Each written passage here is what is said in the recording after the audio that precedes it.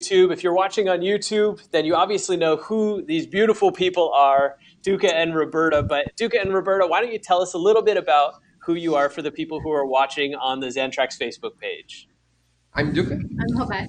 And for the past, I would say year already, yeah, we were supposed to be 3 months refitting a sailboat, but it's been a year already. So we bought this boat that was abandoned on the hard outside of the water for the past 22, now 23 years. And we just fell in love with this boat. That was just like, it's amazing how a boat that's been abandoned for so long, it's still in such a good condition that we decide to transform this boat in our dream boat.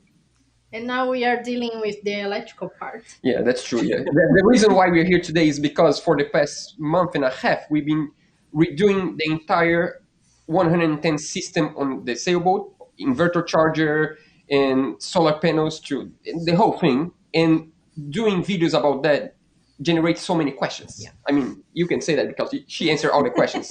I try. Yeah. I try. Yeah, we try to answer 100% of our questions, and sometimes it's tough because we don't really know how to answer because we are not experts in electricity. We are just learning on the go. So that's why we decide to join with Xantrex and with experts to try to answer in a better way this time. Try to, no one leaves here without an answer. We hope, yeah, that's...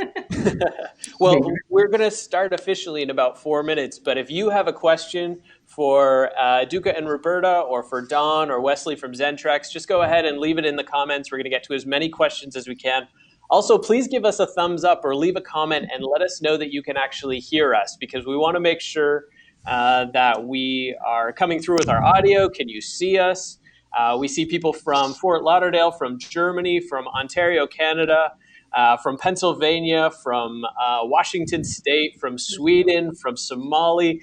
Thank you so much for hanging out, everybody. And if you could just let us know, again, we're getting lots of thumbs up, lots of people confirming that they can hear us perfectly on YouTube. If you happen to be watching on the Xantrex Facebook page, would you please leave a comment as well? We want to be sure that our audio and our video is coming through properly on the Xantrex video, and our video is coming through properly. Ooh, we good? That's why we started a few minutes early. We good? Yeah. Cool. Okay, we've got another 3 minutes. What's the weather like there in Brazil today, guys? Rainy. Yeah, Brazil. The thing is, Brazil, it's a big country, so it's hard to answer about the weather in different places. Our hometown in the south, it's been cold for like a week, really cold. And here, it feels like summer. Like yesterday was summer, today is winter. Like yesterday was like so hot. It was like maybe 30 degrees Celsius. And now it's rainy and cold until tomorrow. Cold. Yeah, not cold. I mean, like, you get used to that and then it feels cold, but it's not cold. But it's rainy now. It's just Don, how's the weather there in Indiana? It's hot. It's 90s, no rain. It's hot. Wesley, how's the weather in the office next to me? That's right. The weather is beautiful outside. I always say that Vancouver has the best weather in the world, but you have to come here to find out. So it really is beautiful, and we're broadcasting. Wesley and I are broadcasting live from the Xantrex office. Don from Indiana, and Duca and Roberta, of course, from São Paulo, Brazil. Did I get that right? Yeah. Yeah, we are actually in a town called Guarujá. Guarujá in the state of São Paulo. It's like right on the coast of the big city, São Paulo. Okay. So we're going to get ready to go live officially. We're going to get ready to officially start. Lots of people letting us know that they can hear us just fine. That's great. We're getting lots of people letting us know from YouTube that they can hear us. If you happen to be watching on Facebook, let us know that you can hear us. Give us a like and leave a comment that you can hear us. And obviously, if you are watching on YouTube, you already know who Duca and Roberta are. But if you're watching on Facebook, you may not know. Duca and Roberta, let's do an official introduction, an official start right now. And if you could let everybody know on your YouTube channel what we're here to do, and I'll let you take it from there. Yep. So who are you? Now it's official. It's official now, yeah. I'm Roberta. And I'm Duca. Yeah, we are a couple from Brazil, from the south of Brazil, that for the past 1 year, we have been refitting a sailboat that was abandoned for now 23 years on the hard. And we Yeah, it's not abandoned anymore. yeah. It's right now. If we show you the picture, you're gonna say that's not abandoned, but it was. Like the owner didn't use. It's crazy because the owner actually loves so much this boat, but life took turns that he just left the boat there. He called me this past week actually because he saw the video and he wanted to give us tips on what we are doing on the boat right now. And it's crazy how feels like the boat was meant for us, that we already feel like the boats are home. It's just like we work so hard every single day to try to bring this boat back to life that it's just amazing. And what have we been doing for the past month? Electrical system. Yeah. She is the one that answered all the questions for the past year. Before that was me, and now the boat is too much work for me to answer all the questions. So she kindly answered all the questions. Try. And in the past month, it's like, I cannot answer this one. Can you answer? Yeah. I cannot answer this one. Can you answer? Because we asked for our friend that's an electrical engineer. So, Fred, what should I answer for this one? yeah, so she's like, Duca, can you answer this one? And I'm like, Fred, can you answer this one? And then we're like, I think we better just do a live Q&A with who actually understands about electricity, because we don't want to have a YouTube channel where people come for answers and we don't give answers. It just doesn't feel right. If we can, why not show the right answers? And that's why we partner with Xantrex, with you guys, to have experts to just answer the questions for us. And of course, to cut, if I talk too much, you can just say, Duca. Well, I will jump in there and I will say that my name's Adam McLaughlin. I am part of the RVers family. We're part of the RVers TV show on Discovery and PBS. And we're in the process of putting solar on our rig as well as Xantrex Solar. And so I'm honored to be here and to host the broadcast. If you have a question right now, it's a great time to leave it in the comments, whether you're on YouTube or whether you're on Facebook. Leave a question in the comments, and we'll make sure that Duca and Roberta and also the team from Xantrex answer as many of those questions as possible. We also had a lot of questions come in ahead of time, so we're going to take some of those questions as well. But let me start out by allowing the team from Xantrex to introduce themselves. Wesley, sitting in the office next to me, which you can tell by how you see him on the screen. Tell us a little bit about yourself and what your job is here at Xantrex.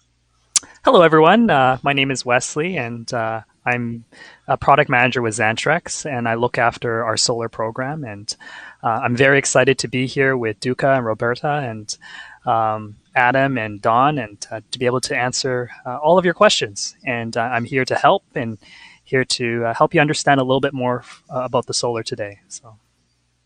Okay, great. And Don, why don't you tell us a little bit about your job here at Xantrex and how you'll be helping out today? Sure. So my name is Don Wilson. I have two roles with Xantrex. I'm an applications engineer. So I help the manufacturers do good installations that meet code and that are going to be reliable. But I also do the Tech Doctor series. So our Tech Doctor articles, which is very educational, technical pieces that doesn't try to talk technical.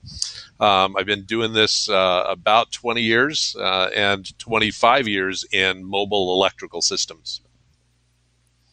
Great. Well, one of the first questions that came in ahead of time, Duca and Roberta, of course, we've been watching your videos on YouTube, and somebody wants to know, when will that boat be ready to sail? How long do you expect this is going to take?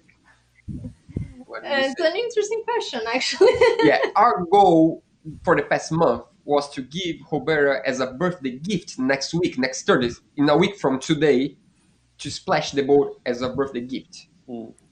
I don't think it's going to happen, to be honest. I need to be honest. I could say, yes, it's going to happen, but... It's been raining for the past 3 days. Yeah. And we need to paint the bottle, and we need to do other things. So I don't think it's going to be possible. Someone say this month that like 90% of a refit goes quick, and the last 10% takes 9% of the time.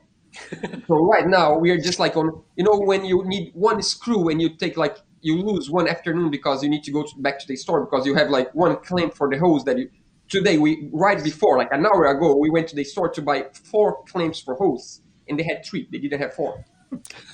So we might get like 1 week later, I think maybe 2 weeks to go to the water, like 2 weeks.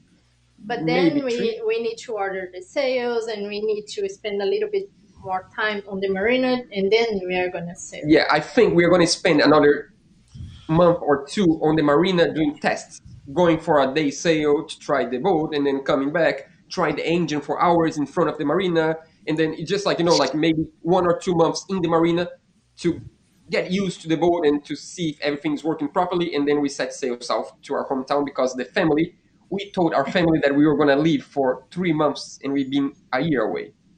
So Wow. yeah. So yeah, we need to go back to say hi to the family.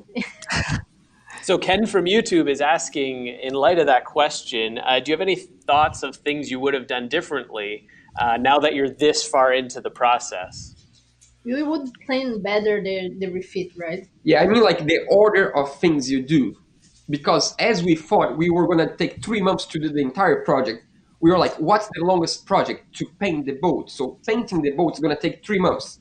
So let's paint the boat first. And while they are painting the boat, because we hire a company that help us with painting because it's a huge job, while they paint, we do other things in between. But it ended up that we couldn't do anything. It was so dusty and so dirt that we could not do anything. So we would do in a different order. We would leave the painting job for last. We would maybe, I don't know, do all the steps in all the welds. We had like some welds left to do now that they were supposed to be done a year ago. That would be much easier. And other than that, the biggest regret, we have one big regret, that is to take the engine off. If we would go back in time, we would take the engine off the first thing at all would just be to open the big hatch and take the engine off, take it to a shop, and redo the entire engine on a shop, not on the boat. But I mean, like. But the tip is think first. Think a lot. Plan. Yeah, it's hard to think when you have a schedule of one video a week. Make the decision making is just. If you don't make the decision, you're gonna miss next week. And we strongly believe that if people follow your journey, they expect you to be there every week. Because if we have a video Monday and then next week we just don't show up, and then in 3 weeks we post a video, it doesn't work this way. It's just, I mean, like, I wouldn't like a channel that I really enjoy watching to be like unreliable on when they post. And that makes the decision making so much harder. And that's, yeah. But I mean, life is life. You gotta do what you gotta do, right? Yeah, we're going to be talking a lot about electrical and solar, of course. And Jim on YouTube is asking about what you've done to prevent or deter lightning on your rig. So maybe you could talk a little bit about, how have you kind of mitigated lightning on your rig, or what have you done to protect against that? We didn't. Yeah, this is a tough topic. We have a couple of friends that also have a YouTube channel called Unforgettable Sailing, and they have a WhatsApp, the app group with the supporters. And he says that in their WhatsApp group, there are two subjects that you cannot talk about: politician and lightning, because it generates way too much discussion when you talk about lightning.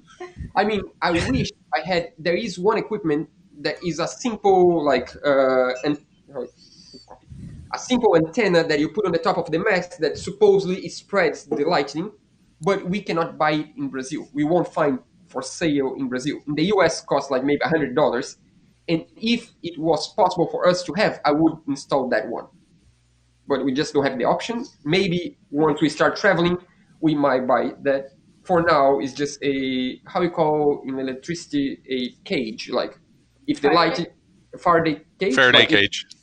If the light hits the mast, it's gonna go to the water, and whoever is inside of the boat, nothing's gonna happen, but it's gonna be really scary. It's gonna probably burn all the equipment, I guess. So we've got a ton of questions coming in. Thank you so much for everybody who's asking a question. Please feel free to leave your question in the comments. We're going to answer as many questions as we can as they're coming in, but also we got some questions ahead of time that we're going to answer. Wesley, somebody is asking about the durability of Xantrex solar panels with a saltwater environment. Could you tell us a little bit about the maintenance or how solar panels hold up in a saltwater environment? Mm-hmm. Yeah, that's a great question, and especially this is a marine topic, so I'm sure that's that's a common question about how do solar panels handle the marine environment. I think things that you want to look for in a solar panel is definitely the the type of testing that the solar panel has gone through. So there's certifications, and also there is the construction of the material. So for example, for glass frame panels, you want to know that the frame, the aluminum frame of the solar panel is anodized aluminum. So anodized aluminum prevents oxidization and corrosion of the panel. And so it's very important that it's anodized so that it prevents corrosion. You want the junction box. That's another one. So our junction box for the glass panels, the one that Duca and Roberta installed, they're IP67 rated, right?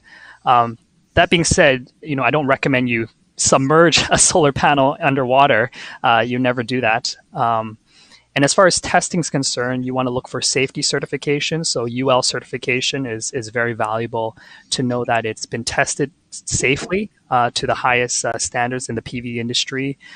We've tested the glass panel, our panels, to a third-party test lab in very extreme damp and humid and extreme temperature conditions. So we feel very confident that our panels, will work well in the marine environment.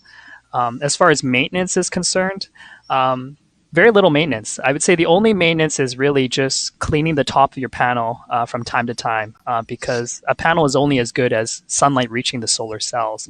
So taking a warm, damp cloth and just wiping it down, making sure it removes the dust or the salt film, just making sure it's nice and clean so it can absorb as much light as possible is really all the maintenance that's needed. So you really shouldn't have to do anything else. But when you say maintenance, can I get a hose and wash, get the hose and water hose? And because we are in a working marina. That means that it's a boatyard where people fix their boat. Fiberglass. It's fiberglass, dust, and sawdust, and it's just so dirt every day. Oh, absolutely. We need to wash it. Yeah, we always. Yeah, that's absolutely not a problem. And in fact, in the PV industry, you'll find actually a lot of solar panels are installed in the desert where there's and dust and desert storms just really get all this dust over. And actually there's special machines that just actually wash and spray down the panels with water just to clean it. So so it's not a problem to wash it down with water. Yeah. So Duca and Roberta, a couple questions are coming in, and we had a couple questions ahead of time asking if you could explain just really high level overview how your system is set up. So when you talk about shore power, you talk about solar, how do these pieces work together? If you could just give us a quick high-level overview, and then there's a follow-up question for Don coming. It's hard to be quick for you. Right? Yeah, I'll try to be quick. Our system is as simple as it can be, except for one key component that not everyone uses that we believe is really important to use. We have a metal boat, so we have a boat that can corrode. So we are always worried about shore power, because when you have shore power, you can have electrolysis through the ground cable of the marina and the whole thing. So for example, when we connect to the shore power, we don't have the energy going straight to the charger. We have a transformer insulator in between. So we isolate our boat from the ground of the marina. That's an equipment that was on the boat when we bought already. So we decided to keep. And so it's simple. We just have shore power to the insulator and then to the charger. And from the charger, we can use either 110 from the shore power that just do a bypass, I believe, right, Wesley? Or Don is going to just do a bypass, right? Correct. So it's just going to bypass and use the shore power. Or if we are on the batteries, we use just the inverter to use 110 from the inverter. So it's just a really simple way of it's as simple as it could be. No fancy equipments, just reliable equipments. We rather have simple things and reliable than to have a lot of different equipments that you never know if it's going to work. And we have to charge the batteries. It's either shore power or solar panels that we have from Xantrex. And we are also planning on installing a wind generator that's right next to us. It's right there. Yeah. When we bought this boat, it's a funny story. When we bought this boat, we had a wind generator that just, because there is a brake, right? If there is too much wind, it stops the wind generator. And after 20 years sitting there, everyone say, oh, no, this is not going to be working, because I remember the day the brake went off and just spin really quick and it broke. Many people in the marina said the same thing. And then we were like, yeah, we're going to try. Maybe our friend Fred is going to open up and maybe he's going to fix that, right? So then we met another friend that is in the next marina, refitting his aluminum boat, And he's like, "Oh, so you are the son of a pig that bought this boat because I wanted my son to buy this boat. This was my son's boat. How did you buy this boat?" And we became good friends with him. And 6 months later, this guy's son bought a boat the same as ours, but a little bit smaller, from the same boatyard, the same thing, and came with exactly the same wind generator. So he's like, "My son is not going to use. Do you guys want his wind generator?" And we got as a gift his wind generator to our boat. And that's working. And he thought it was not working. We open up, we test, and it's working, his wind generator. So our old one now is going to go to Fred, our friend, that's helping us a lot. So he can try to fix and use in his boat, not in our boat. So, yeah, so I just ran away from the question. No, that's all right. The ways we plan to charge the battery are shore power, wind, solar, and alternator. Yeah, we just bought a new alternator also that we need to install. We didn't install yet. We might do on the water, otherwise we're going to be more late. Yeah. So, Don, the follow-up question is, would you recommend an inverter model with the controller? And then can the controller choose the type of battery that it's going to be used, or do you need a controller that's specific to each type of battery? So I'm assuming the controller, we're talking about a solar controller. And, I actually get asked this question a lot. The inverter is going to do its job, and the solar controller should be built into the inverter. It's not, and there's a reason for that, because it really ties you into a specific system. There's some people that want a lot of solar, so you need a larger solar controller, but they don't necessarily want a very large inverter, or they go the other way around. They just want some maintenance solar, but they want a really big inverter to run everything. And so we don't put them in the same box, because then you'd end up with just a whole bunch of part numbers. But so it's not integrated. You don't really want it to be integrated. The solar controller feeds the battery. The inverter pulls from the battery, so they don't even really interact that much, other than they're both connected to the battery. And as far as can you select it, our solar controllers, you can select, flooded AGM gel and lithium batteries. You just want to make sure that whatever solar controller you use is configured for the battery you have and the battery you will have down the road. Otherwise, you're going to end up buying another solar controller. So, Duca and Roberta, in that same kind of vein, how did you decide to wire your panels? Did you wire them series or parallel? You can answer this one? We decided to wire them in series on the stern of the boat, as we don't have too much shade there and everything. And in the future, we are going to add some other panels, and we probably are going to go to parallel. Yeah, the idea is to have two different, let's say, group setups of panels. So we have the stern of the boat where we have less shade. So the stern of the boat, as she said, we have already in series. Yeah. And the reason why we decide to go with series is to raise the voltage of these panels, so we can have a little bit of energy on the beginning of the days and on the end of the days, late afternoons. It's working really well. It's working. Today is raining. Amazing. And it was on the top charge. Today was like top charge, and it was raining, and it was still making energy. Yeah. And I believe it was still making energy because it was in series. But if it was under the sails, and then we would have a huge problem because of the shading. So when we install the new panels on the cockpit that's on the center of the boat, we are going to do in parallel. So we're going to have the mix. A better efficient system in parallel on the center of the boat, and then a better end and beginning of the day system on the stern of the boat. That's the idea for now. I think we might change. Don't We won't hold you to that. Don't hold me to that. Yeah, that's just the right now plan. Yeah, no, on the back of your boat, you'd put kind of like a U-shaped bracket where you'd put the solar panels on top. Yeah. And somebody's asked a question, can you walk on the solar panels? Is it possible you could have just covered the deck with solar panels?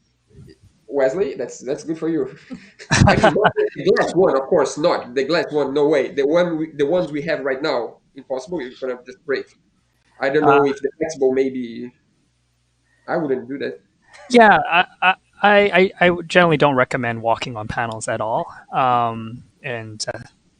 And if you are going to walk on solar panels, do it very infrequently. Wear soft-soled shoes. Don't wear high heels, of course. But in general, especially flexible panels, you don't want to walk on the solar cells. They will crack. But for glass panels, again, I wouldn't recommend you walk it, but if you need to, step on it, in a very rare moment, it shouldn't be a problem, right? So, these panels are not meant to, designed to take the weight of a human. So that's certainly not something we would recommend, walking on panels. Yeah. Keep it safe, people. Don't walk on those panels. That's right. Don't walk on the panel. Nicholas is asking from YouTube about your cooking on board and your electric cooking on board. And do you know anything about the hydrogen systems and why those are not as popular any longer? I mean, it's funny because I agree with him that should be more often, you should see more often hydro generator in boats, sailboats, made because of the drag that creates, because it slows you down under sail.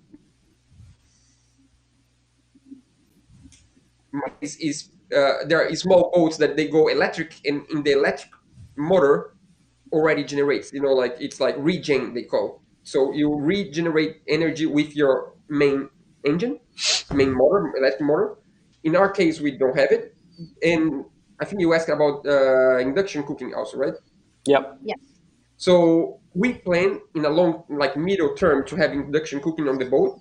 I think the problem is not the batteries necessarily, it's more the inverter, because when you have like a induction cooking, you probably want to have also a oven, and if you have a convection oven and an induction cooking at the same time on, you need a lot of watts of inverter. So you probably like need a 3000 inverter. We have right now a 2000 watts inverter, and I think we would need to get a bigger inverter. We might do in the future, not right now, we just want to put the water, but hopefully soon, hopefully next year we might go how you call, like, gasless. Gasless. Yeah, we hope one day we take the gas off the boat, because gas in boats is, I don't know, would be. It's hard to find the gas, right? And also because we have a metal boat, our boat is so well insulated. Yesterday, like 2 days ago, was so hot outside, and when we get inside of the boat, it was like fresh. It was like so good. It was not hot at all. And this is because we have like really thick insulation all around the boat. But that means that the heat won't come inside.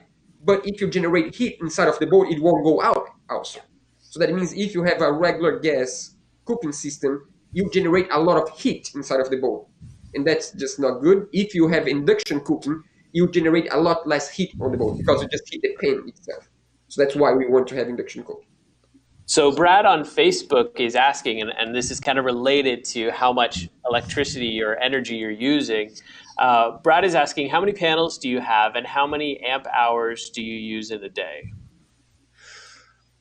That's a tough question. The truth is, we are not living on the boat yet. Yeah. So it's hard to answer what doesn't exist yet.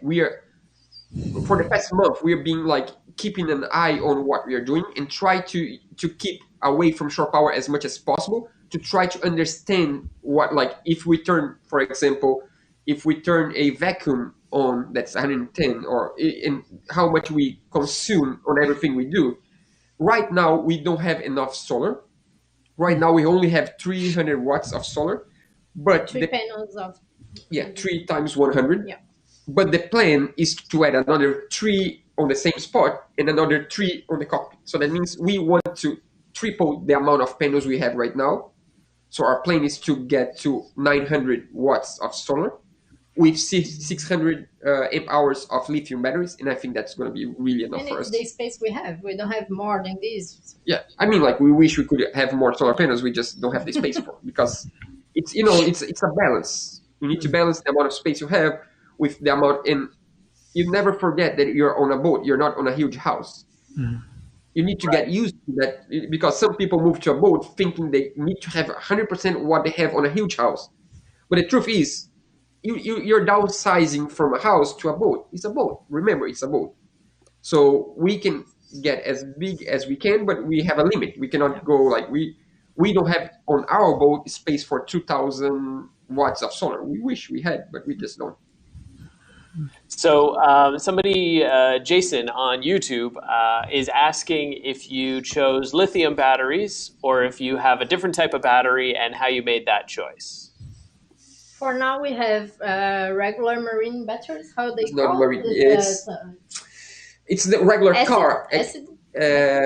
You just said Flooded. it's the Flooded flooded. acid. Flooded acid, yeah.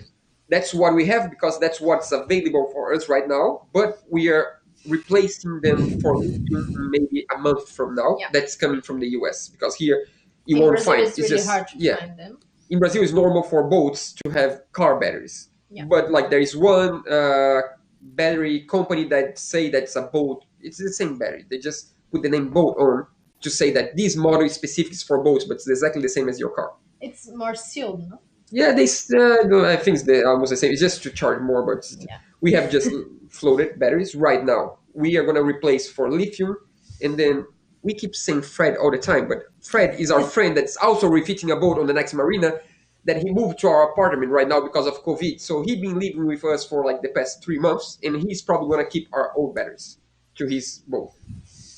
So because your boat space is so small, Russell on YouTube is asking about if there will be enough space for your inverter to keep cool and some of your other electronics in because your space is so small. Don, can you talk a little bit about to that? Yeah, so obviously an inverter wants space to cool, but it's not a situation where you need to stay away from all walls of the inverter. You want to look at your airflow and make sure that it can get fresh air and that it doesn't breathe its own hot air. So you don't want to lock it in a foot locker that's too small and it'll eventually heat up. But in their installation, it's actually fairly open and it's using other parts of air from different crevices and everything in the boat. So it's not heat isn't going to be an issue for them at all. So, but if somebody had a smaller space, could heat be an issue for an inverter? Yeah, we see that in some markets, especially when you deal with aftermarket installations where the heat hasn't already been kind of figured out ahead of time. One of the phrases I tell you is if you can give your inverter a hug, if you can get your arms around it, you've probably got enough space for it to cool itself. Also, keep in mind that the compartment that it's in will transfer that heat outside of the compartment, especially if it's metal, and so it'll equalize. Even though it's breathing its own hot air, the compartment may be getting rid of some of that air. The other thing to think about is charging in a combination inverter charger. Charging produces more heat than inverting does. So charging is really where you want to watch your heat dissipation. Yeah, the funny thing is everything that people see are through videos, and sometimes it's hard to make justice to the space. Because when you see like a video of a space, you'll be like, that's way too small.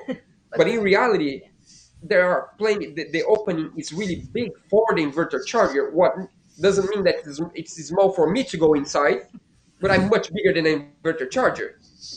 So people are like, oh, so if you're just so tight inside working on that, that means it's a really small space, but it's not that small for the charger. So I think it's going to be okay. I mean, we've been using for a month, and so far, so good. It's just... Yeah, I'm not worried. Yeah. So speaking of space capacity, obviously you can't just put a whole bunch of pieces of redundant equipment on just in case something fails.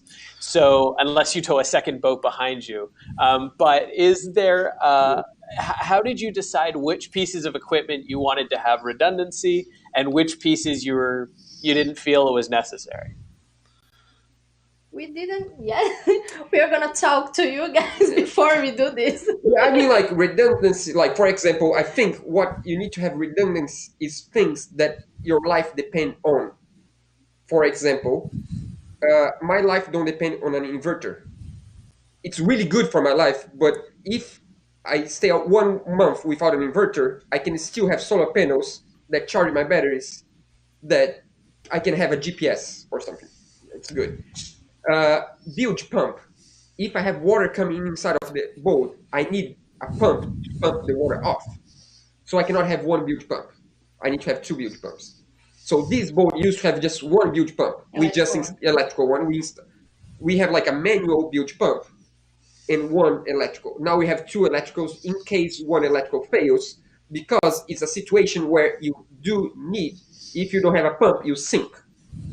But if, for example, solar panels, we don't have one solar panels, we have many solar panels.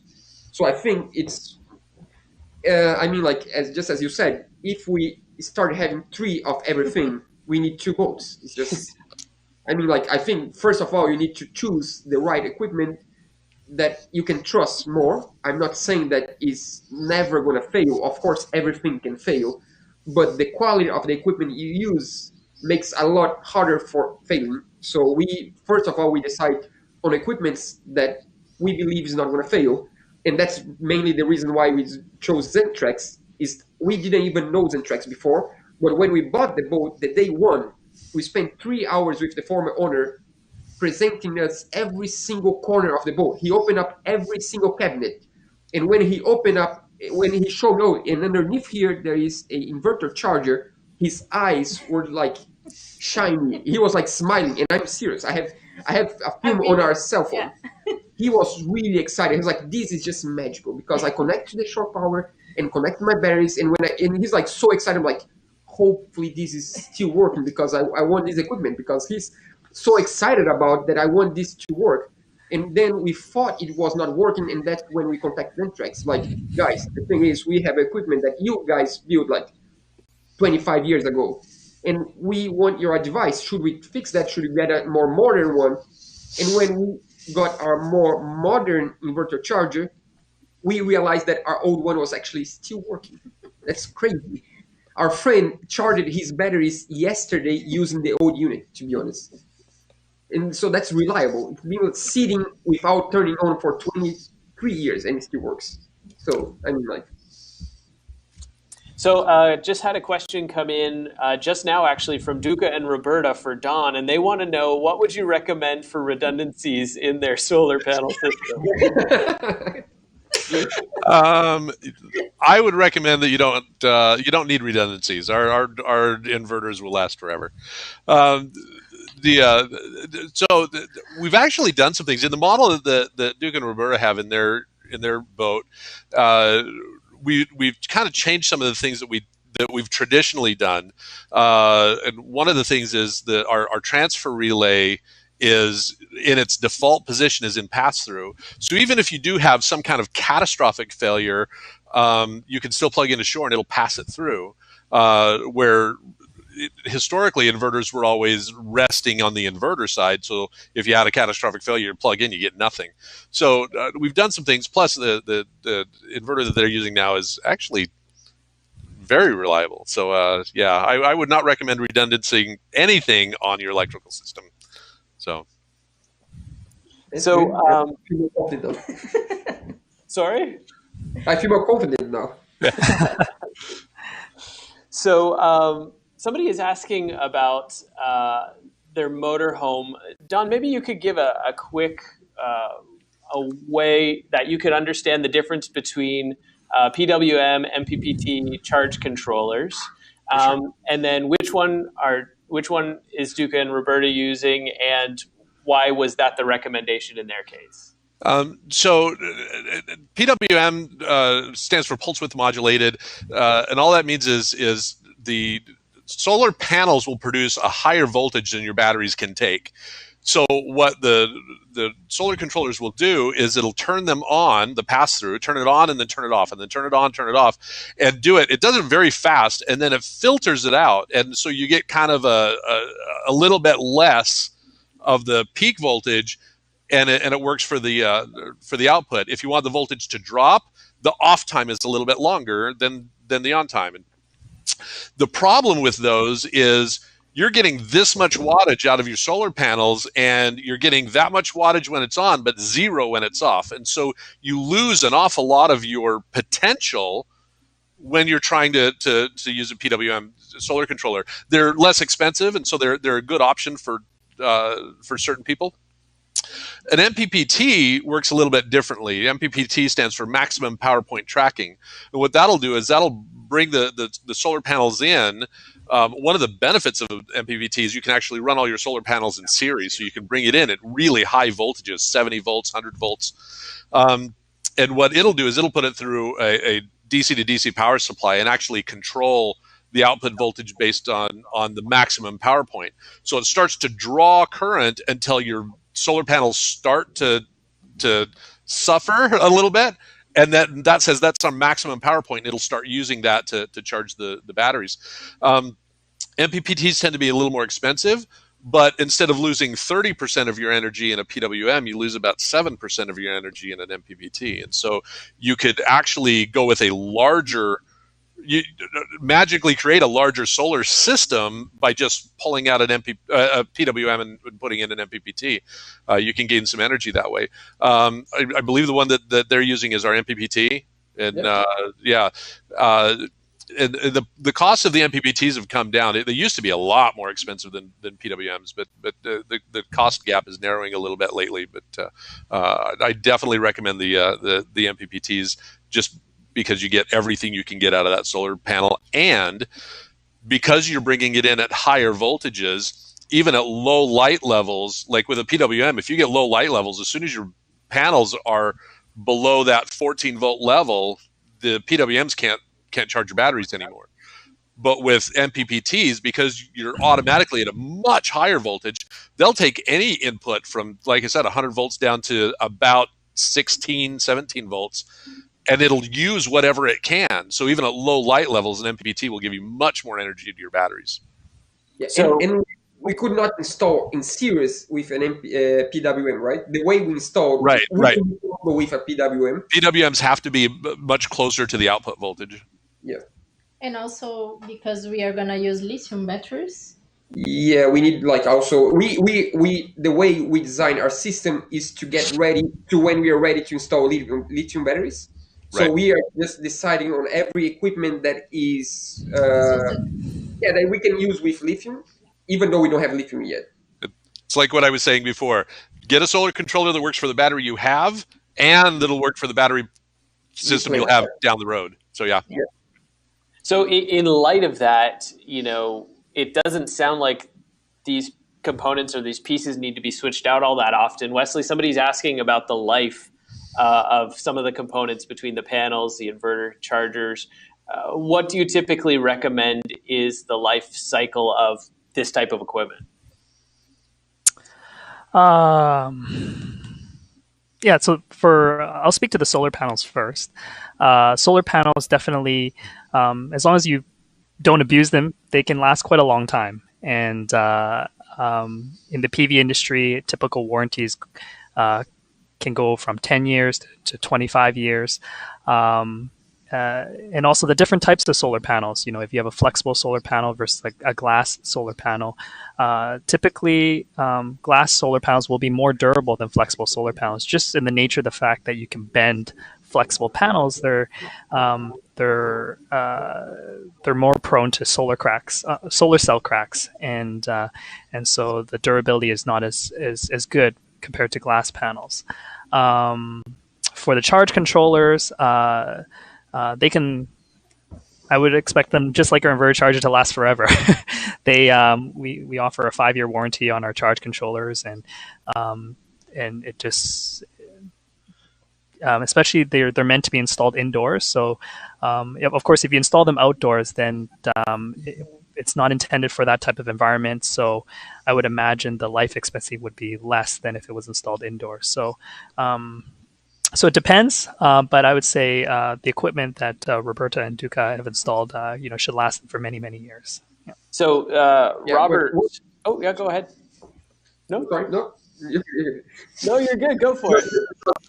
Because on the other question, you said, Wesley, about the quality of the build itself. Mm-hmm. Just one curiosity: the solar panels that were on the boat when we bought, they were sitting there for 25 years, I would say. Mm-hmm. The funny thing is that even though they were still working theoretically, like they were still producing energy, the frames were destroyed. The aluminum frame was so. Even though they still produce energy, we could not use because of the frame. That's just so. Basically, the construction sometimes can last long than the cell itself. Yeah, that's right. Because yeah. If you have cells but you don't have a frame, would be more expensive to create a new frame than to buy a new solar panel. So we just gave it as a gift to my dad. So Wesley, somebody else, Robert on YouTube, is asking for a 12-volt electrical system. would you suggest 12 volt, 24 volt, or 48 volt panels, or is something else more efficient? So for most people, the only solar panels that are available to you are the 12 volt battery panels or 18 volt nominal panels. 24 volt panels or 48 volt panels. 48 volt panels are extremely rare. 24 volt panels, you're really looking at panels the size that are 300 watts or more. They're very, very large panels. You probably need two people to carry them. So for most people, for most vehicle-based applications for solar, you're going to be looking at 12-volt battery or 18-volt nominal panels. And so you can you can wire them in series, so you can charge a 24-volt battery. But it's not so much, when it comes to the question of efficiency, it really comes back to which charge controller you're using. So Don talked about PWM versus MPPT. PWM charge controllers are at least 30% less efficient than MPPT charge controllers. So we certainly recommend MPPT, especially for larger solar arrays. But if you're very cost conscious, then absolutely go with the PWM. And if you go with the PWM charge controller, we recommend that you wire them only in parallel to keep the voltage as close to the battery voltage as possible, so you don't lose that efficiency. Yeah. So Duca and Roberta, Brad on Facebook is asking, which Xantrex inverter model do you have, and what appliances do you plan to use most often that are going to require the inverter? We have a Freedom 2000. Freedom XC 2000. And appliances? We work with videos. We edit videos every single day of the year. So the main thing for us to have an inverter charger on the boat is to be able to use the computer. And cameras. And cameras, yeah. I mean, like the whole thing. To film, to charge batteries, and to edit on the computer. Yeah. That's our main thing. Of course, we're going to still do some extras, like on the kitchen, blenders and all these kind of things. But we could live without a blender. We could not live without charging batteries and editing videos, because that's just, it's our fun, our hobby, but also our job. So mainly the unit we have is this one. That's 2000 watts inverter, and it's a 80 amp charger. If we decide to go with induction cooking, we might need to replace in the future for 3000 watts, because I think for induction it's going to be a little bit too small. I mean, like we could, if you use one burner, and maybe if you use like two burners on low heat, but it's going to be right on the edge. I think it would be better to have a 3000 watts maybe. So Brad's asking a follow-up question, Wesley or Don. He says he's got an inverter, and he's wondering if the new Freedom inverters run cooler and take up less space than the older model. He's asking, what's the most powerful inverter I can run with a 2-gauge wire to increase his overall power? Yeah, I'll take that one. So the new XCs are quite a bit smaller and run a bit cooler than what any of the inverters before. So the Freedom line was started back in the 90s, and they were low frequency inverters, so they were very transformer based. They were big, they were heavy. These ones are high frequency inverters, so they're smaller.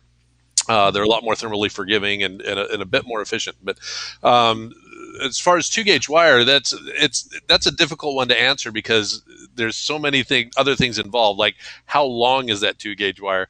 You want to watch out for voltage drop and things like that. But if your cables are fairly short, you can get away with the 2000 watt inverter and do all right. But you really want to start with your loads. Size your loads, size your inverter to match the loads, size your cable to match the inverter, and then size your fuse to match the cable. And if you go in that order, you'll end up with a well-designed system. But if you start with one of those components in the middle, then you've kind of got to chase your tail back around to get a system that works. But a lightweight 2000 watt inverter would be fine with 2-gauge wire if the cables are fairly short. So ahead of time, one thing I know is that it's less loud. The old one that we have, because we have a Freedom 1000 that's 25 years old, the new one is so much quieter. Yes. The fan is just, the other ones, you know it's on, like there's something on there. Yeah. The new one is so much better. So we had a similar question come in ahead of time from Brian for Dawn, and I'm just going to read Brian's specifics here. He's got a 26-inch Class A, and he's got on order the Freedom XC2000. He'll be running it on 2 Lifeline 6-volt batteries for now, and the inverter will be more in the range of 6 feet of the batteries, and he wants to use 2-gauge wire. Do you figure this is okay? And are there charts somewhere that he can figure this out for himself and double check? Yeah, actually, there's a number of cable sizing charts. Each inverter has its own cable sizing chart inside. If it's less than 5 feet, use this size cable. If it's more than 5 feet, use this size. I think for what I'm hearing, if I remembered all the numbers right, I think he's instead of 2 gauge, he really needs to be in that 2-aught kind of size. But if you just do a simple Google of cable sizes for amperage, that'll give you an idea. Also consider looking at voltage drop calculations, and there's algorithms out there all over the place, and they're all very complex. But you want to keep your voltage drop under 1/4 of a volt. And the reason for that is because a 2,000 watt inverter will be a 2,000 watt inverter as long as it gets good nominal voltage, which is about 12 volts. But as your voltage starts to drop, the inverter becomes smaller. So at 11.5 volts, it might be, a 1,000 watt inverter might be an 800 watt inverter before it starts to overload. So when you go with a big inverter and you make it, you mount it far away from the batteries and you use the standard size cable, then what happens is if you get a full volt drop between the battery and the inverter thinks the battery's dead and might actually shut off because it's seeing a lower battery voltage than what you're actually getting at the battery, simply because the voltage is dropping across the cable. So keep the cables short. Make your AC cables longer if you have to, but keep your DC cables short. Sorry, Brian's commenting. Thank you for watching live, Brian. I misread the question. He is planning to use 2/0, 2-aught cable. Yeah. So I apologize, Brian. Thank you for correcting me, and thank you for watching. Mark's asked on YouTube, is it possible to have a fully electric motor that is powered by solar? And if so, for a boat your size, how much energy would you need? Can I try to answer that? Yeah. I mean, I'm not an expert on that, but I believe you would need way too many solar panels. I mean, of course, it all depends on the range you want. You want an engine that you can run for 10 minutes? Would be possible. You want an engine that you can run for 1 hour? In our case, I think would be really hard because we would need a lot of solar panels and so many batteries.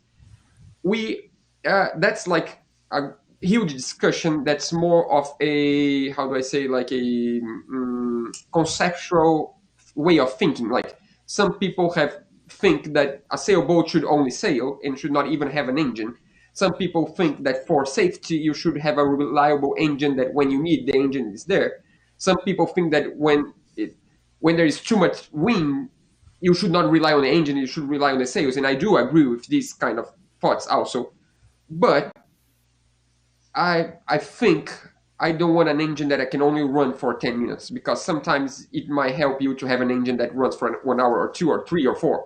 So one option is to go hybrid, and to have solar panels and also a generator that you can run, a diesel generator, so you can use both. If that's what we've been talking for the past months, actually we were already talking with a manufacturer of electrical engine before COVID started, and COVID just dropped down our conversation. This has happened.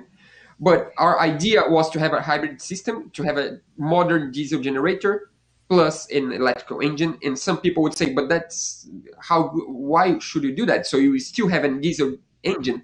But to be honest, it's different to have an engine that is just an engine, to have a generator that uses a lot less diesel and that you can use on and off all the time, because you use the diesel generator to recharge the batteries. Once they're full, you can run on electric for a while, and then you can come back to the diesel generator, and then you can go. So I think you would save a lot of diesel by using this system, and that means that you would have a lot smaller engine if compared to our main diesel engine that's huge. So it's like it's like maybe half ton our main diesel engine. So that means that it's like somewhat in between electrical engine and diesel engine. I think it would be a really good system, but for now, it's just COVID didn't allow us to do that. So a question came in, Don and Wesley, you guys can fight over this one, but it's from Super Glider Man. And so I think he wins for screen name of the year. But he's asking, when you buy an inverter to use with your solar panels, does it have to state that it's for solar panels, or will any inverter work with solar panels? I'll take it. All right. I was checking to see if Wesley was going to argue with me. No, so no, it doesn't necessarily, because the solar panels feed the battery. The battery is then, or the inverter then drains from the battery. So as long as your solar controller is designed for your battery, the inverter doesn't really care. It's just going to take the DC that the solar is trying to put into the battery. So no, your inverter doesn't have to be specifically a solar inverter. And in fact, in the mobile environment, that may steer you in the wrong direction, because there are inverters that are intended to attach to solar panels only without a battery buffer. And that's when you get into your grid tie systems and land-based systems. But in the mobile market, marine industry, RV industry, and that kind of thing, just a mobile inverter charger is what you're looking for. Okay, Wesley, since Don stole the last one, a question came in from David on YouTube. He asks, how much of a difference will shadow from the line or sail make to the performance on the panels? And with this in mind, what would your recommendation be for series and parallel? I know we kind of already touched on what Duca and Roberta are planning. Can you give a more general idea of when series or panel work well, and which would you recommend around the sail?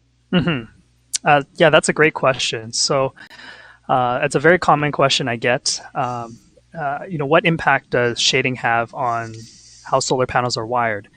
So first, let me talk about the different configurations. So there's series, parallel, and then you can do combination series and parallel. So the conventional understanding is that you should never wire panels in series in terms of if you want to protect against shading. That's actually not quite true. There is some truth to that, and I'll explain. So when you wire panels in, you can actually wire panels in series on a boat. So what Duca and Roberta had is actually not a problem. And the reason why it's not a problem is because you're wiring the solar panels in series, but it's a single string.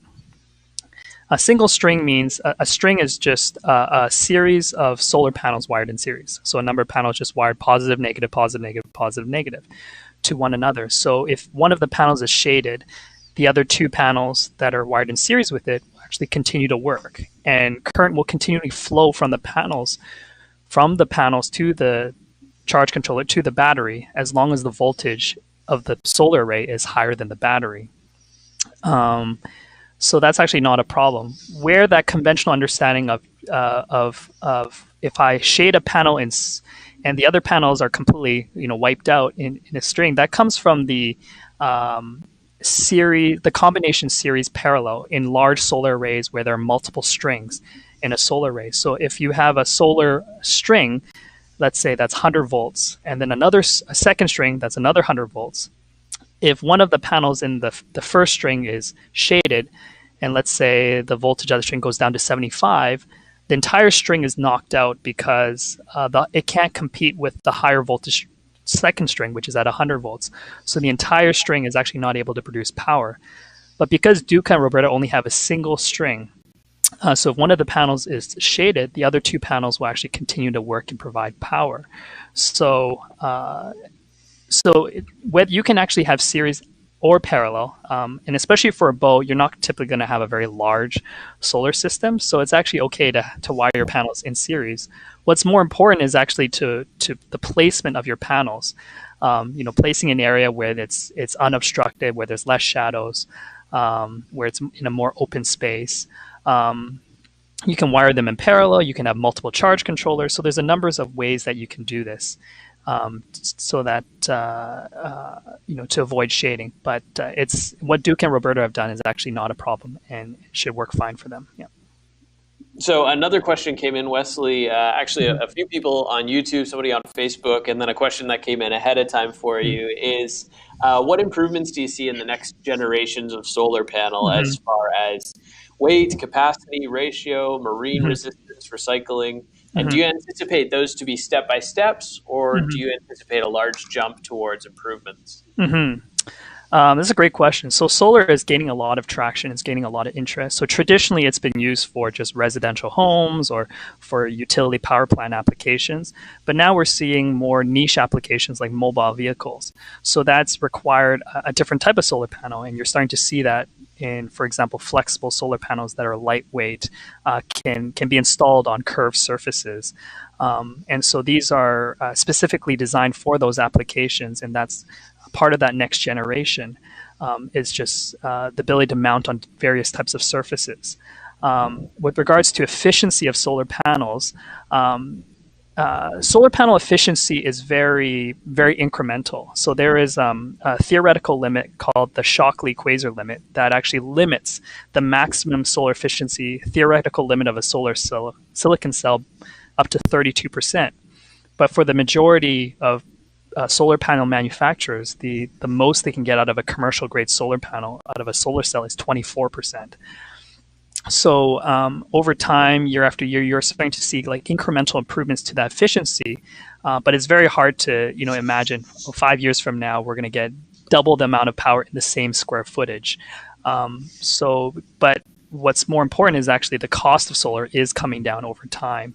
And so that's probably the biggest impact in terms of the adoption of solar for niche applications like vehicle markets like marine or RV and so on. So we do offer a flexible panel called Solar Max. It's one of the higher end solar flexible panels that you can find on the market.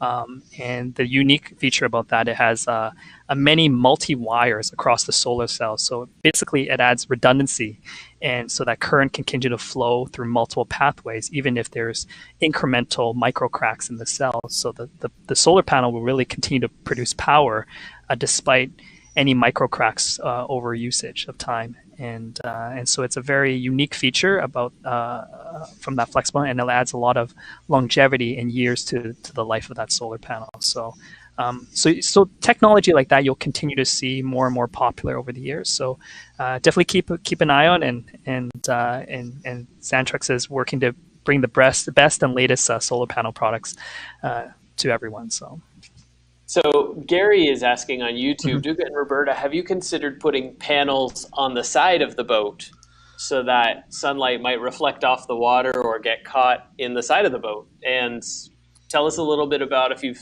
thought about that at all, and the decision you made with that. We thought, but?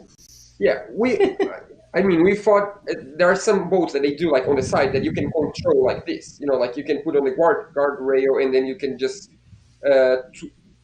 tilt. You can tilt the panel according to the sun. It's a good idea. I think it's a good idea for the energy side of it, but it's really easy to hit the panel. I don't want a panel in a place that if I go to a dock, I can hit the panel on something. That's the main reason, because if we did that, we could easily add an extra maybe 1,200 watts. If we put like just 300, it would be like a lot of more watts, but I don't think it would be I think it's something that's too easy to hit. And I don't want something that we can break and can make. It's just, that's the main reason why we decide not to have. But I think for the energy side of it would be really good. So, and by the way, we are maybe thinking of having flexible ones on the cockpit. That might be the way, so we can try both kinds. Because we never used the flexible one, so maybe we will have like flexible ones on the cockpit and then the glass ones that we have on the back. Right.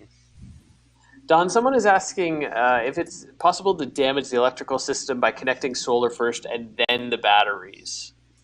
Is there any specific order you need to connect the system? No, there's just keep in mind that if something else is connected, you're adding another DC source to a bus that's a DC bus. Some devices have capacitors in them, so sometimes you'll get that initial kind of spark as you connect. but I don't know of any components that would be damaged if you connected in a specific order or any other order. I don't think that's a concern.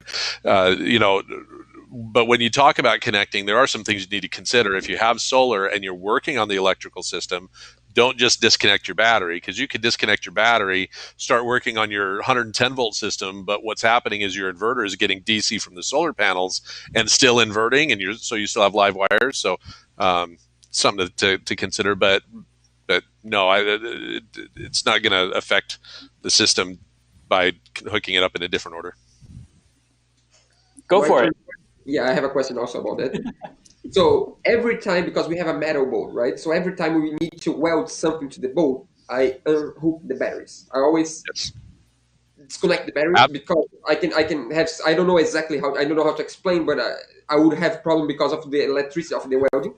Yeah. Do I need to unhook the electrical the solar panels also, or not really? Anything that's connected to anything electrical that that uses the ground as a conductor, which is basically most of your DC circuits. Yeah, you want to disconnect those before you start welding. Last time I did, just in case. I was not sure, but I was like, no, just disconnect everything, just to guarantee.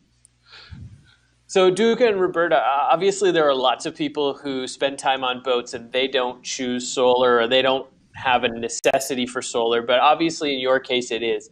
Tell us a little bit about your dream to get on the boat and why solar is such an important piece of that. Freedom.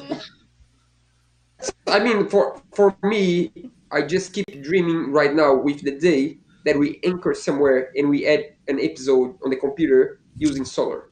It's just amazing how you have just like a panel that 1 year ago you install on the back of the boat, and 1 year later you didn't do nothing to the system. You just left the panels there, and you can sit on the computer on the boat surrounded by water and edit a video that you post on YouTube. That's just, for me, it's just a dream.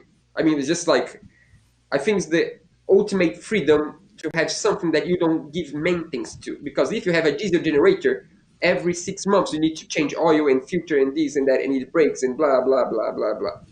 A solar panel is just sitting there working for you 24/7. I mean, not 24 because there's nights. Yeah, but maybe 8 hours a day working for you. It's just amazing. I mean, like, it was amazing to test the old panels and to see that after 25 years sitting on the sun and they were still working. That's just unbelievable. I mean, like, that's just unbelievable. Of course, the old panels, you would need to have like twice the square footage to have the same amount of watts because they were not as efficient as today, but still they were still working. That's just, I mean, everyone needs energy to live, right? It's just like really hard. I mean, you could live without energy, you could, but it's much harder life if you don't have energy. So, yeah, I love it. And you know, we all love watching your journey. We originally were going to take our broadcast till about 2 minutes ago. And so, but everybody's agreed to stay on for a few more minutes. So if you're watching live right now, whether you're on YouTube or Facebook, we would love it if you would leave a question in the comments for Duca Roberta or for the Xantrex team, and we will answer as many of those questions as possible. We still have a few more that came in before we got started, so we're going to try and work on answering those as well. Now is the time to get your question in. Wesley, somebody was asking about, Patrick actually on YouTube was asking about adding a Fresnel lens on top of your solar panel to bring in more light and increase the efficiency. Is that something that will help the solar panel function any differently? Well, if the intent is to concentrate more light onto the panel, then absolutely you're going to get more power out of the solar panel. There are ways to do that without creating a Fresnel lens. You can have tilting brackets, so you can raise the angle of the solar panel to be more perpendicular. The rays of the sun would you want them to be perpendicular, hitting the surface of the solar panel to maximize the amount of power you get out of them. And So that would be one way. But Fresnel's, that's a first for me to hear how that's done. But if you can find a way to concentrate light onto the solar panel, definitely you're going to get more power. I think solar panel. Yeah. I think you're kind of asking for trouble when you're talking about lensing a panel, because you're concentrating so much light into a smaller area, and that equals heat too. Yes. And so you would end up putting a lot of heat on a panel, where with the cost of the lens and everything else, you might as well put a second panel on.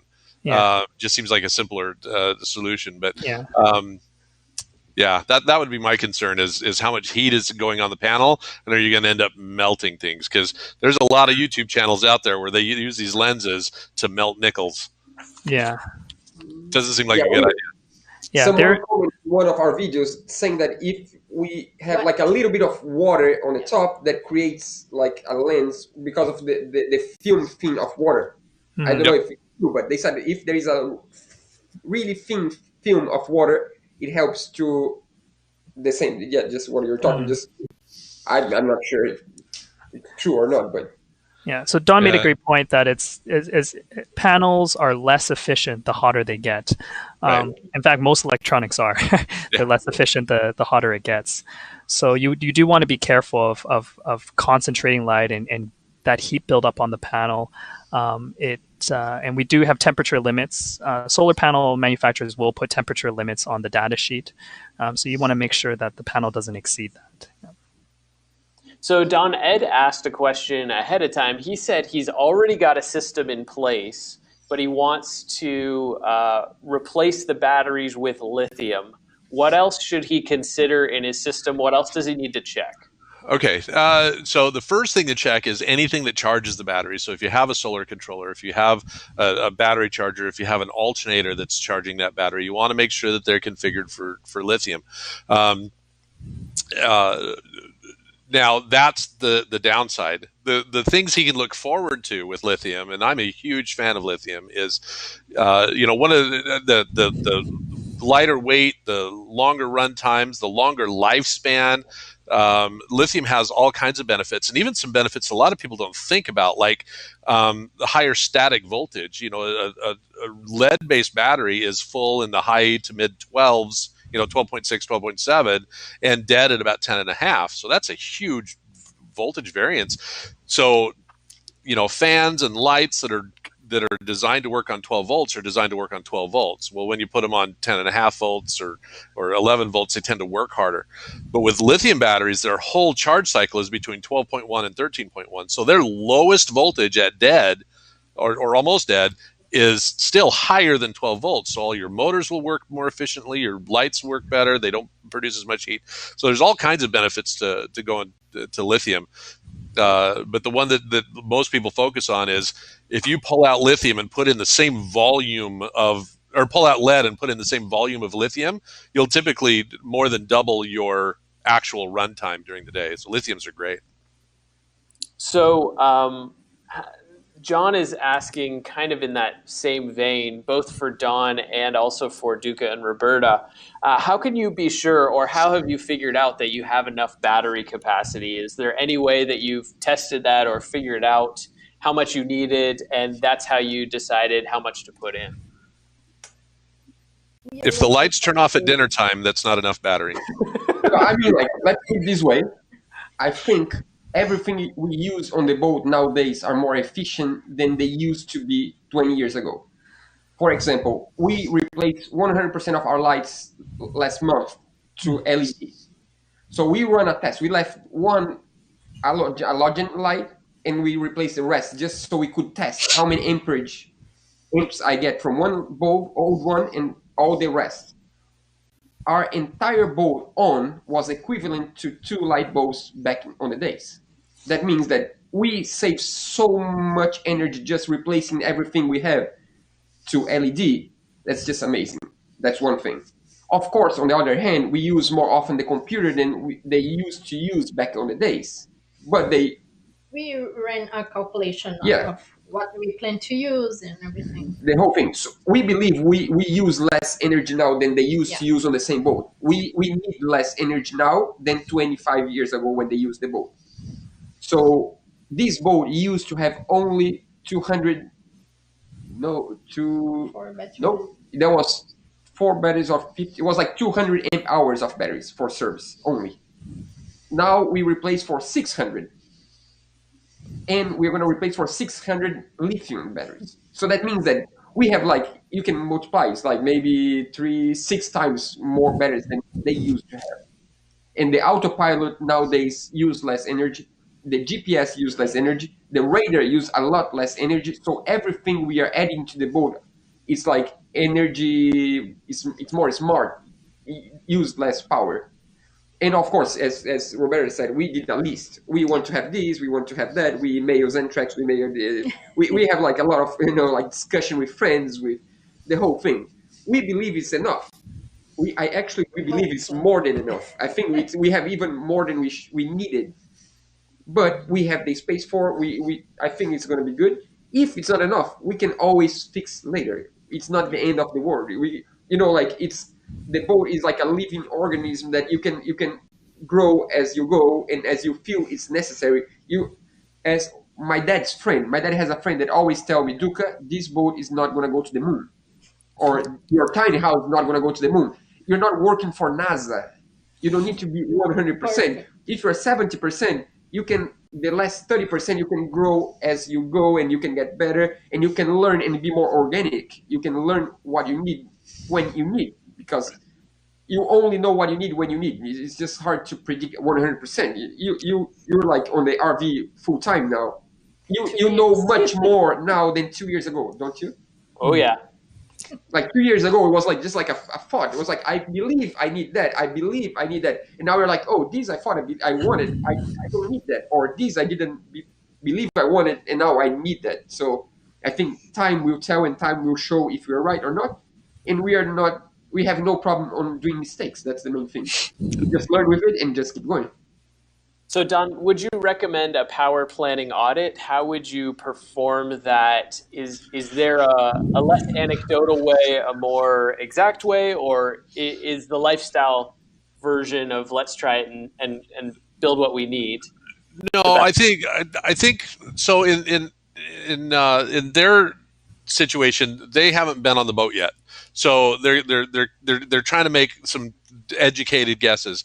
But if you're looking to design a system, especially if you're doing a retrofit for a boat or an RV that you've been living in, you know how you use it. And so you start with your loads and how often how long you use each individual load, size the inverter appropriately, size the batteries appropriately. Obviously, your wires are a big part of that, and size that appropriately. But the other thing I will tell you is guess big. If you're going to guess big, because it's, I said when the lights turn off at dinner time that you don't have enough battery.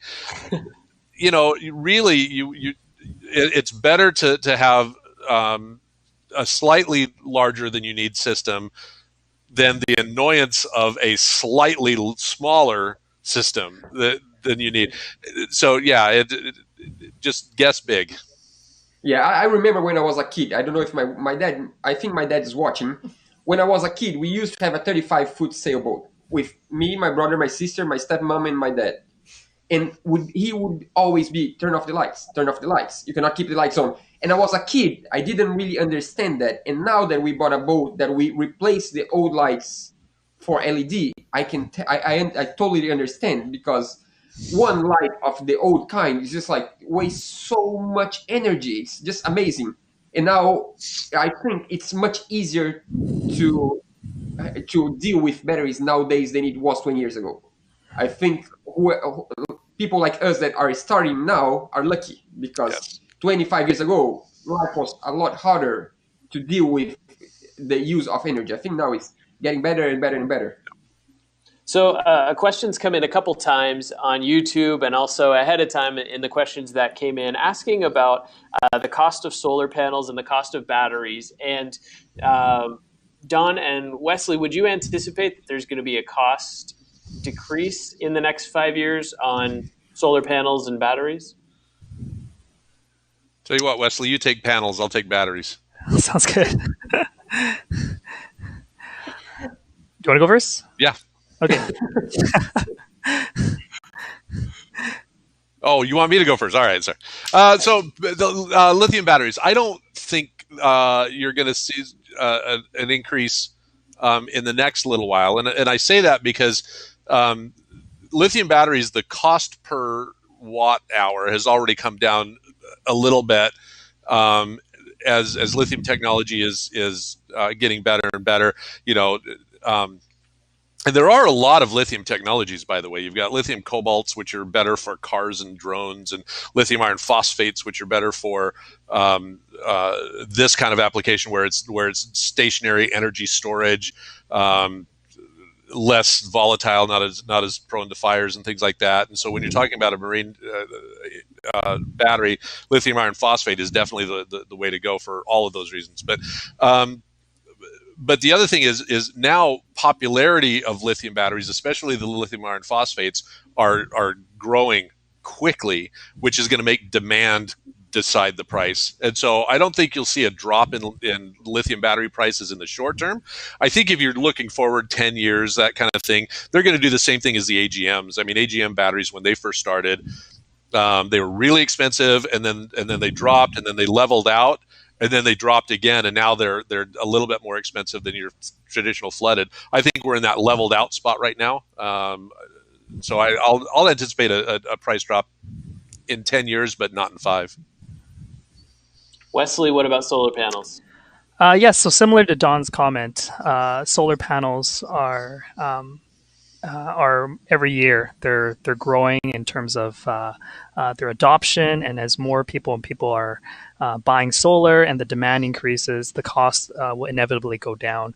For example, the silicon cells, it's definitely it's actually less. How the cost comes down is actually solar panel manufacturers improving the manufacturing process is actually less on the raw material costs. So a good example is silicon cells. It's like the second most abundant element in the earth. So silicon itself is very cheap. But where solar panel manufacturers are really trying to lower the cost is the manufacturing process, and trying to decrease the cost for manufacturing each solar panel. Another consideration for people who are cost conscious about adding solar to their system is also think about the installation time. So if you're, for example, getting a professional installer to install solar panels, there's for example, we have a flexible panel. The Solar Max panels have a peel and stick adhesive, which allows for extremely fast and quick and easy installations without having to drill holes through a roof, without having to take 2 people to lift up a heavy solar panel. So there's methods of installing solar panels that are very fast and easy that weren't there before, and that lowers the overall cost to the consumer, not just the cost of the product, but also the cost of installation time as well. So that's the other consideration as well. And yeah. So that's what's coming up for the solar industry. Is there anything specifically you guys are between Wesley and Don? Wesley, let's start with you. Is there anything specifically in the solar industry that you see coming down the road that you're excited about? Yeah, there's a lot of things we're excited about. Definitely, I'll just speak to the Xantrex Solar program. We launched our program last summer, 2019, and we've been working very hard on the program, and we've been using the best technologies that are out there, and we have some exciting new products in 2021 that are going to be coming out, and so we don't want to announce it yet, but we are very excited to be able to add we'll keep it between us. Adding to our Xantrex solar portfolio, but definitely, solar panels specific to the marine environment and designed is something that I'll give. That's a bit of a hint for you. So. Don, what do you see coming? So I'm actually still pretty excited about lithium. It's funny that I become such a lithium advocate when just if you were to turn back the clock just 4 years, I was pretty anti-lithium just because of the safety factor, and now that I've gotten familiar with the new technologies of lithium, and you've got lithium batteries that are actually UL listable, which means they're safe and all that. I've seen some promising things coming out of some different technologies of batteries, and I'm trying to think of the words now. But there's some batteries that the technologies are just now emerging that will be smaller than lithium, more energy packed than lithium, but that's going to be 10, 20 years down the road before they even get into prototyping. But where you could get a pack the size of your laptop that would actually run your entire system. You're getting into 600 to 800 amp hours in something that small. But it's a long ways off. But the thing I'm really excited about as far as Xantrex is concerned, what we've been doing this in the land-based market for a while, and it's what we call our eGen, which is a lithium battery, an inverter, and an alternator, all as a package, because nobody likes their generators. Generators are terrible. They're underpowered for their ratings. They don't surge very well. They're loud. They need maintenance. They're expensive to own. And our eGen kind of takes all of that out. We can run a full system, including a rooftop air conditioner, for an 8-hour day with a single lithium battery that's about 600 amp hours. That's great. That's unheard of. We've put it together. We've been building it and selling it for about a year and a half now, and the success is. I was pretty excited about it. I was kind of questioning how successful it would be, and it's been great. And so I think taking that concept into other markets is probably what I'm most excited about in the short term. So Duca and Roberta, we've talked about what Wesley and what Don are looking forward to, and we are all looking forward to seeing your boat hit that water. So tell us a little bit about what do you have next between getting that boat splashed down? We need to finish the plumbing system. I mean, we are like this close to finish the plumbing system. Today we needed like 3 new clamps for the hose. It's just like on the end you just go back and forth to the store to buy supplies like 5 times a day, and that slows you down a lot. So right now I think what we need to finish is just the water system. It's like nothing. Plumbing system is like just nothing. And then we are ready to close the water tank and the diesel tank. That sounds sounds like something simple, but for us it's a huge job. Yeah. Just so you understand, this is a metal boat, and both the water and the diesel tanks are part of the hull of the boat. So the bottom of the boat are the tanks, and we have 15 or 16 leads. Like, I don't know, the camera cannot get, but it's like 15 big leads, like with like maybe 20, 30 screws each one, and with a rubber gasket. And we did a full refit of all the tanks, like of sanding and painting and the whole job. And closing the tanks, it's like more than just closing the tanks. It's just like a milestone. It's like a huge milestone for us. And closing the tanks and not having leakage on the tanks, that's going to be like, if that happens. And start using water. I cannot even imagine closing the tank and open up the faucet and having water. That's just going to be amazing. And if we do these 3 things, we still need to raise the boat up higher, because we, like a sailboat, you have a mast and you have a keel. Our boat is a little bit different. We don't have a keel. We have a centerboard. That means we have a lifting keel. It's like a swing keel. And the way the boat is right now, it cannot put the keel down all the way. We need to raise a lot higher the boat. And we never seen our centerboard down 100%. So in like a week or so, we're going to raise the boat higher and put the centerboard down, and the boat's going to just grow up, because it's just going to be maybe 4 meters from the ground. It's going to be so much higher. That's tense moment. And then after that, we go to the water. We are just waiting for the rain to stop. Yeah, because we need to, the last part we didn't paint of the boat is inside of the box where holds the keel. The trunk. It's called the trunk, the centerboard trunk. We need to put it down and paint inside. Yeah.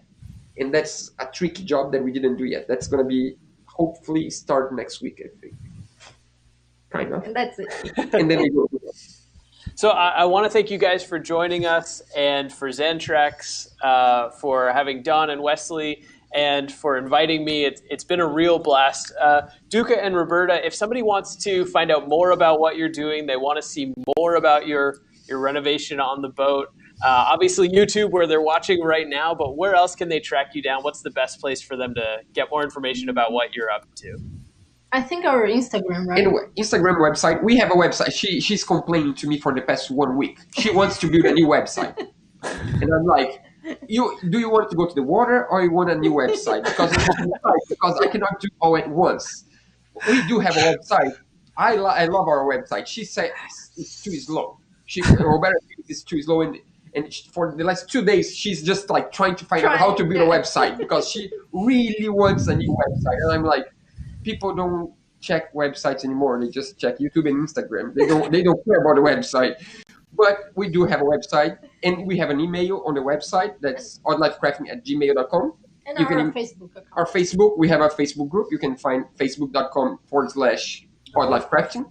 You can find us on Instagram, oddlifecrafting. So on Google, oddlifecrafting. You'll find, yeah. You can find. And another way to have, because we do answer, I would say like 95% of the messages. The only messages we don't answer on Instagram and on YouTube and on Facebook are messages that are not respectful. If you send a message that you're not respectful, you don't deserve an answer. But we do try to answer 100% of everyone's message, but it's getting harder and harder and harder because we do need to work, otherwise the boat won't go to the water, and we have a lot of messages. So good way to be closer, to have a closer group. Like, it's not for everyone. I mean, like, just people that really, really are in love with what we are doing and they want to support us and to be part of this community. We have a Patreon page that's basically half of everything that we do on the boat is paid by patrons. That are people that just really love what we are doing and want to support us. In this community, we have an extra blog with them. So we have a Patreon page where we communicate directly to our patrons. We have a WhatsApp group with our patrons. So for example, right now, we said that we have just 3 things to do to go to the water. But in fact, we have like maybe 6 things to show on video, on future videos that we didn't show you yet. But all the patrons, they know in advance what happens. So this week we tried a steering wheel in place after 1 year. You didn't see the picture, they saw the picture. So it's just a closer, like a closer community that, of course, not everyone likes that much what we do, but some people do. So it's just like, it's nice to, grow a community around what we love and like finding people with the same interest, and it's just amazing. Yeah, by the way, we just want to thank everyone that watch our videos, everyone that it's part of the Patreon page, and it's just... And our partners. And our partners, yeah, of course. Xantrex is just our partner we've been talking to for like, I would say like 10 months already. And it's just amazing. We love the relationship. We love every time we have a face call. It's just like, it seems like we are friends already. Yeah. It's just amazing. We never see in person each other, but it's really cool. And all of that because our audience. The audience is just amazing to have like such a broad audience, because we went to the Miami Boat Show this year and we met other people with other channels, like Americans and most Americans with channels, and they'd be like, yeah, our audience is like 80% Americans. Our audience is just crazy. It's any country you can imagine, there's someone that watches our channel. Maybe because English is not our first language, and people that don't have English as their first language also like to watch someone, it makes easier, like more, we speak simple. We don't complicate, because we just don't know how to complicate English. It's just the way it is. And sometimes you complicate more than... Yeah, true. Yeah, but this, I'm just saying that to explain how big of different places and different cultures. One of the main reasons why we have a YouTube channel is because we want to meet people from different cultures. The reason why we want to travel by sailboat is because we want to meet different friends from different cultures. And we, in this past 3 years, been talking to people from so many different countries, and that's just blow our mind. It's unbelievable. We wouldn't believe we'd get this far on the amount of different cultures we met already. We are really thankful, and some people might think we take that for granted. We don't take that for granted at all. Every single day we're thankful for what it's been going on in our lives. That's just amazing. Thank you, guys.